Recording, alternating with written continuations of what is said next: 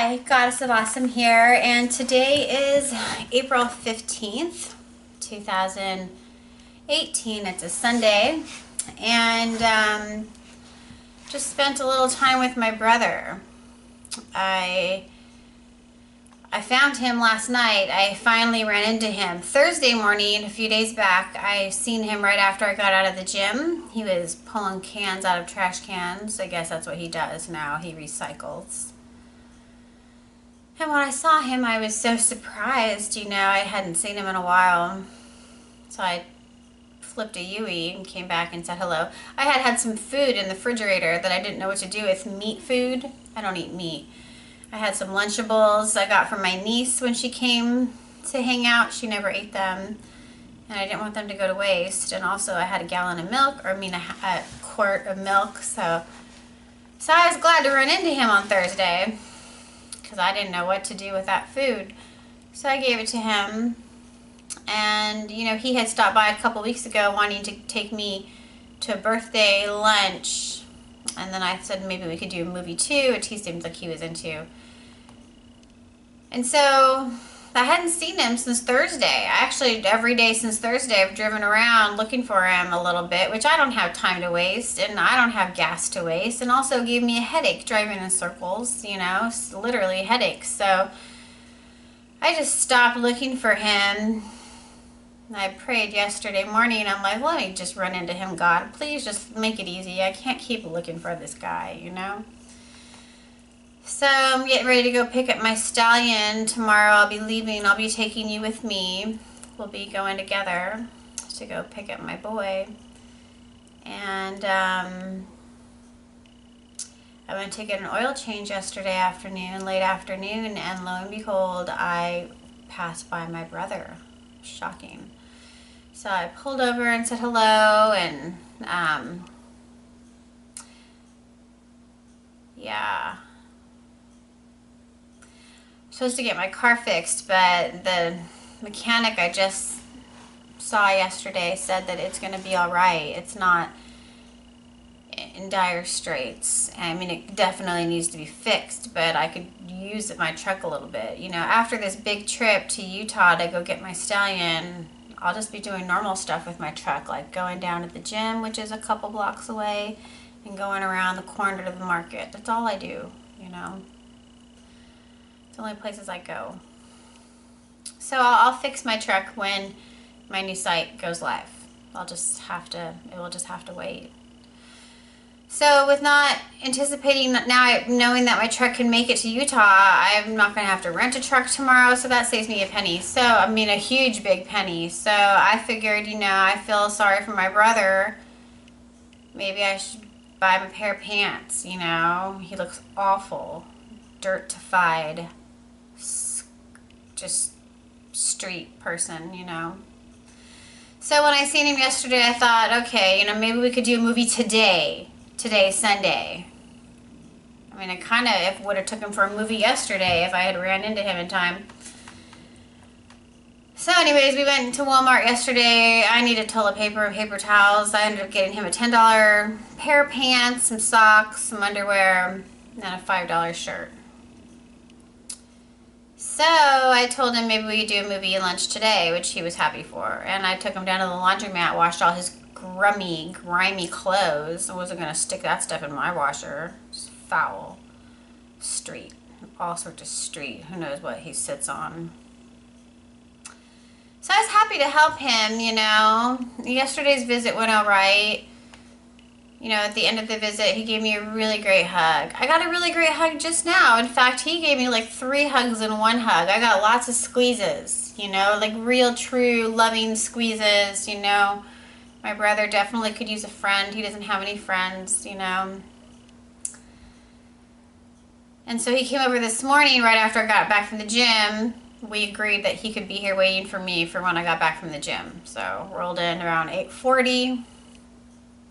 I took a shower and tossed him in the shower. Gave him a brand new bar of soap because I didn't need him or want him touching my soaps. I know that sounds probably not the best, but ugh. Come on now. Grossified. Now I just spent all this time Cloroxing all my all my doorknobs. And anything that I think I seen him touch, Cloroxed it, you know? So that sucks. That's like extra work for me to have to go clean everything extra good, making sure I get all his grummy grime off my world, you know, my beautiful things, my home, the things that I touch every day. So, you know, I almost had half a mind to suggest that we not go to the movies. Maybe he just want to watch an episode or two of The Big Bang Theory. I love that show. I don't have cable, but in my travels I've discovered that show and I own all the seasons. And I would love to see the show tape live, if not just once. It would be so cool before it goes away. I think it's the most brilliant show ever. And, you know, for sex workers don't socialize a lot. On some level, The Big Bang Theory, the cast, they're my friends. I know it sounds weird, but when I turn it on, when I'm doing laundry or whatever, it's like I'm hanging out with my friends, you know? I'd love to meet the cast, but I don't want to meet them as their real people. I want to meet them as their characters. At least for the first 15 minutes or so, you know, so I can say what I need to say to them. And that's just a lot of appreciation. But anyways, I'm getting off point here. I had half a mind to have my brother just do that. Watch The Big Bang, take a shower, watch The Big Bang Theory, and then let him be on his way. Kick him out around noon, you know. But after we did laundry, he seemed like he was ready to go to the movies. I mean, he's sitting in the car waiting, so he must have been ready to go. So, got some food along the way, made it to the theater, and it was miserable. My brother is very verbal. I mean, he does talk to himself. Now, he doesn't answer himself, right? He's not a person who speaks to himself and answers himself. He just speaks to himself out loud, continuously. And his conversations go like this. You never know where they're going to go next. Sometimes recurring themes you'll hear. It's better not to listen because it's just gibberish, you know? And you might get some hurt feelings if you listen to it, you know?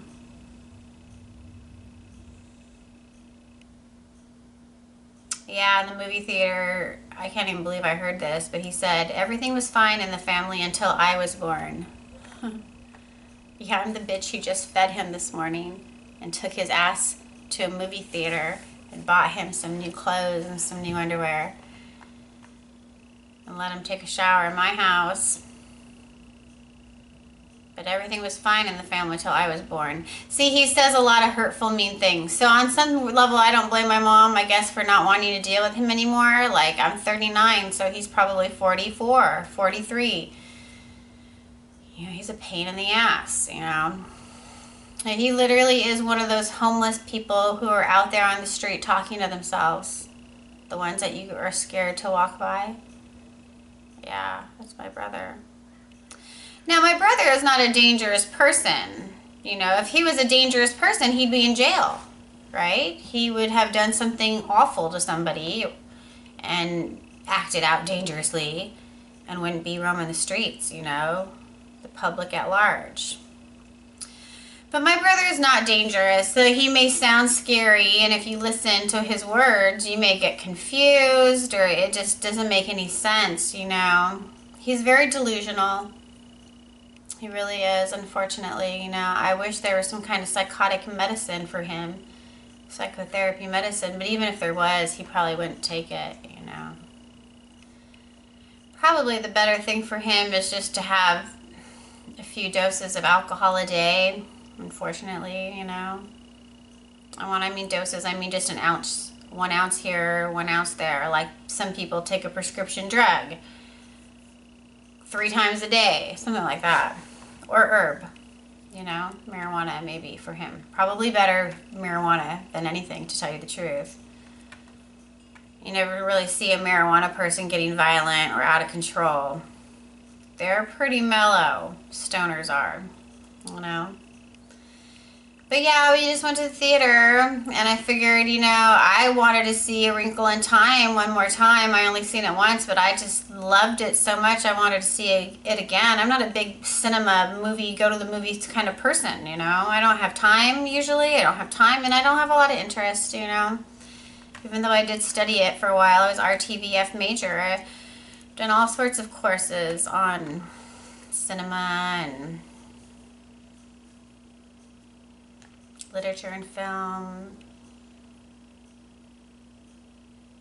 A whole bunch of different courses. But even yet, I still don't find myself in a theater that often, you know. So it was a real treat for me to go to a theater. When it came time to pick the seats, I definitely wanted to put us not near anybody, right? Because I didn't know what he was going to do. I didn't know if he was going to start blah, blah, blah, blah, blah, and doing all his stuff and carrying on. And certainly don't want people right in front of us if that's what's going to happen. But no, he had to be in the center. He wanted to be, like, well, here's the whole row. He wanted to be, like, here's the whole row. He wanted to be right here, dead center. I don't blame him. That's the better seat, right? But we were right behind a family, a mom and 2 little kids, and he would not shut up. You know, he tried to be quiet for the first 15 minutes or so. He really tried. I could tell his body language was trying to pull in all of his need to vent, you know.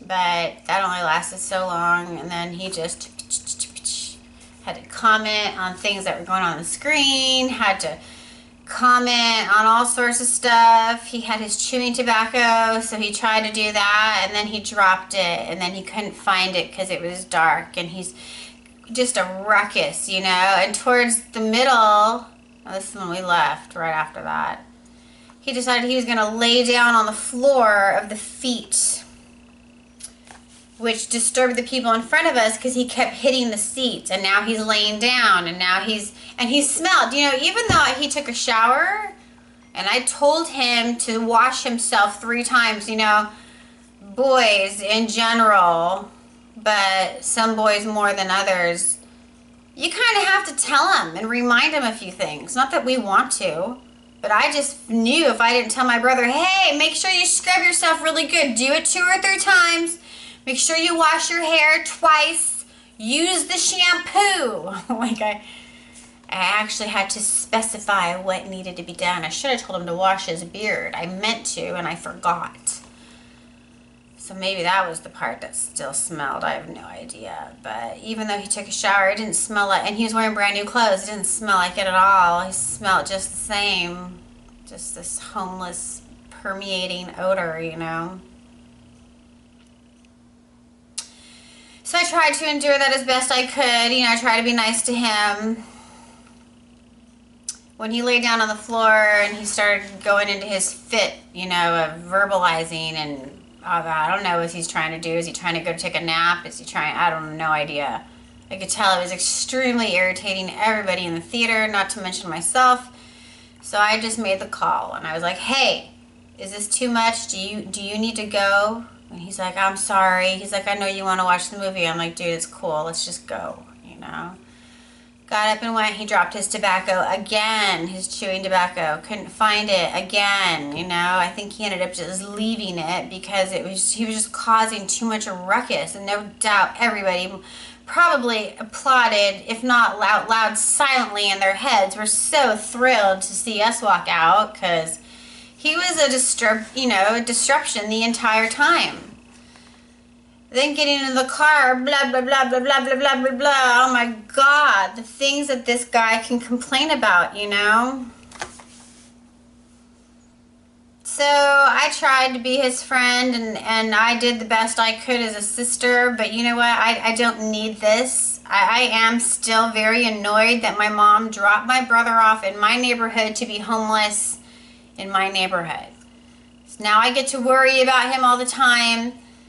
When I pass by and I see him talking to himself, which was happened yesterday, you know, he's standing at a wall, talking, just screaming at thin air, you know. I have a lot of projects to work on. I have a lot of things I need to do, and I don't need to be burdened with anybody else's extracurricular projects. My brother is a significant project. He's a huge project. You know, he rides the line of being normal and abnormal. So much so where you just can't institutionalize him, because if you need him to be straight, he can talk straight enough and be coherent enough to make people go, well, he's kind of there. Well, yeah, he kind of is until he lets it all hang out, and then he's not there at all, you know. Certainly drugs never helped my brother. If my brother had been born in a rigid, very structured, almost maddening structured, like some people would probably go crazy if they had a highly structured environment, my brother would have thrived in something like that. He needed to not be on street drugs ever. And probably could have used some kind of psychiatric care, you know. If he had that, maybe he would have had a chance. But, you know, at this point, seems like my brother is going to be a homeless person for the rest of his life, you know. For a moment there, in the last handful of days, I thought, well, gosh, you know, when my money's on and I get a big piece of land, you know, maybe I'll give him a little cabin up the way. He'd have to sign a contract that there'd be no methamphetamines or anything hard, and if that would have arose, he'd be out, you know. But now I realize all of that is not passable. Nothing's impossible. It's only impassable. Yeah. Impassable. I can't do it. Can't help him. It's out of my league. It's out of my specialty. He's a full-time project. I can't do it. And I'm mad at my mom for dropping him off, thinking that I'm going to be his next person. You know, I'm his sister. I'm not his mom. I am his sister. I'm not his psychiatric physician. You know, I have a one-bedroom house with one bathroom. My garage does not have a water closet, you know. I'm in no position to give my brother a home. He breaks everything. He's very hard on things. He'll never hurt a person. I've never seen him hurt a person, you know, but inanimate objects suffer greatly, you know. You know, to his credit, you know, my brother is a very honest person. You know, he'll always tell you honestly. You know, he's not a liar. You know, it might be a little bit of his OCD. You know, he doesn't lie and he doesn't steal. He's not a thief. I can leave my purse around my brother and he will never go in it. Shocking, huh? Because he's homeless. You think all homeless people would pillage through your things like that. But, you know, he almost got a felony charge a few years ago. If you look up the arrest report, you know, my mom got arrested for animal abuse, hoarding animals, and she's been guilty of that for my entire life, you know. So when her neighbors ganged up on her for various reasons and decided to use that as the card they were going to play, you know, my mom was at work, my brother was at her house, and so they gave the felony to my brother, you know. He doesn't deserve that. He's not a felon. Anything close to it, you know. So because he had his own dog, and his dog is also special needs, you know, I rose to the occasion and hired him an attorney. It was $6,500 thereabouts. Could have been closer to $7,000, something like that. And I financed it, and my sister, 23 months younger, put in some money. She probably put in $3,000, and I did the rest, you know. Not to mention I helped foster his dog for 8 months. A dear girlfriend of mine did that, you know. I didn't know where else to take him. I didn't have a house. We didn't have anywhere to stay. I mean, so Rebecca, she was going to school in Texas, and she took on Rusty, you know. I flew that dog to Texas to drop him off. I also had to go get him in Texas and take him to Louisiana when I was staying in New Orleans. Then I had to fly my brother from LA to New Orleans to come pick up his dog and fly them home. His dog is a $10,000 dog. I've spent $10,000 helping my brother not be a felon, because he's not, and saving his dog to come home. I just can't do it. I am not in a position to help anybody. I don't know if what happened yesterday and today, me buying him clothes and feeding him twice, I don't know if that's going to cause me more harm than good. I don't know if he'll be showing up here in the middle of the night. I told him about 4 or 5 times, do not come to my house when it's dark. Do not come in the middle of the night. I'm a sensitive sleeper, and I will become a major mega bitch to be woken up in the middle of the night by anything. See, he's very loud. Even if he's not knocking on the door, he can't be quiet worth a damn. Not a damn. Not even the smallest bit. If you tell him it's imperative to be quiet, he can't be quiet. He has to blah, blah, blah, blah, blah, rattle his mouth, you know. So this video is long enough. I just had to vent. I had to vent. I tried to help my brother. I tried to be a good sister to him. I thought maybe I had some strength and a little bit of energy to maybe help him feel more like a human being right now. But it's completely apparent that he is way out of my league and my specialty. I cannot save him. I can't save my mom. I can't save my brother. It's not my job to. I am saving myself right now. I'm trying to get out of the sex industry. How in the world am I supposed to do that when I'm pushing pause on my projects to help homeless people and needy people in my family? They'll sink me. They'll absolutely sink me if I help them anymore. You know, as sad as it is, you know, my sister's an RN, and she says when somebody's drowning, you can't go to them. You can't swim out to a drowning person, because when they're in that panic mode and they're truly drowning, the minute you get near them, they are going to clobber you, just not even meaning to. They're just they're gonna hold on to anything that they think will help keep their head above water, and they will drown you. They will submerge you while you're trying to help them not drown. So I guess that's similar in life, yeah? You can't help drowning people when they're truly drowning. So I just had a harsh reality today, April 15th, 2018. My brother is probably doomed to be homeless for the rest of his life. And he kept saying yesterday and today he doesn't even know why he's born. He questions why he's alive. You know, he questions that it's not enough to jump off a bridge. He's not a suicidal person. He's not a hurtful person. He's not a self-inflicting pain person. He doesn't inflict pain on others, you know. He's just a really sad and miserable soul, you know, who's lost and doesn't, you know, have nothing but SSI. So he's got a few bucks each month to spend on food or chewing tobacco or whatever the hell he buys. So that's all. I tried to hang out with my brother today. We had to leave the theater early. He would not stop ruining it for everybody involved. Let him have a shower this morning. Now I get to do extra work cleaning my house up after whatever he touched. Helped him get his laundry done so he'll sleep tonight with a clean blanket. He's got a clean jacket, but some clean underwear, but that's all I can do, and I won't do it again. I can't do it again. I'm not his mom, so my mom needs to, I don't know what the hell. I think he needs to be institutionalized. Maybe he'll get on some psychiatric care, because I think that's what he needs more than anything. So that's all. I'm the Goddess of Awesome. Thanks for being here. Bright blessings and be well.